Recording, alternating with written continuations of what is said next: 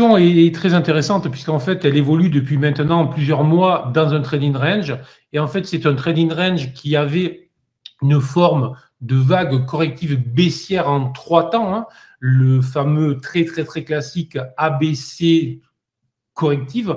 Et en fait, ça pouvait ressembler à un double sommet. D'ailleurs, j'avais fait ici même en fait une alerte baissière puisque effectivement, sous les 212 $, la valeur nous proposait ou nous lançait une configuration baissière avec un risque très fort, mais rapidement, elle est venue réintégrer ce niveau. Elle est même repassée en fait au-dessus des 217 qui était le niveau précédent.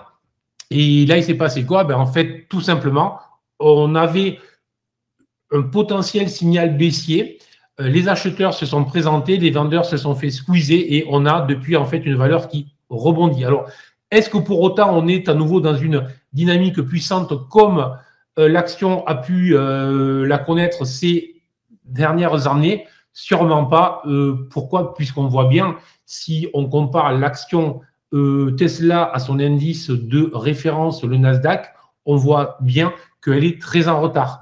Donc, il faut retenir de cette action quoi? De cette configuration, on a une correction baissière. Les vendeurs se sont fait squeezer sous le support. L'action est en train de rebondir, mais elle ne le fait pas de manière spectaculaire.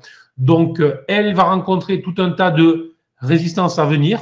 Pour le moment, je préfère rester neutre sur la valeur, mais attention, neutre dans une valeur qui reste largement volatile, hein, puis c'est une neutralité qui évolue entre les 200 et les 300, autrement dit une amplitude de près de 30%, donc largement de quoi se positionner à l'achat ou à la vente sur le titre, donc plutôt neutre pour l'instant, même si à très court terme, la dynamique est haussière au-dessus des 225.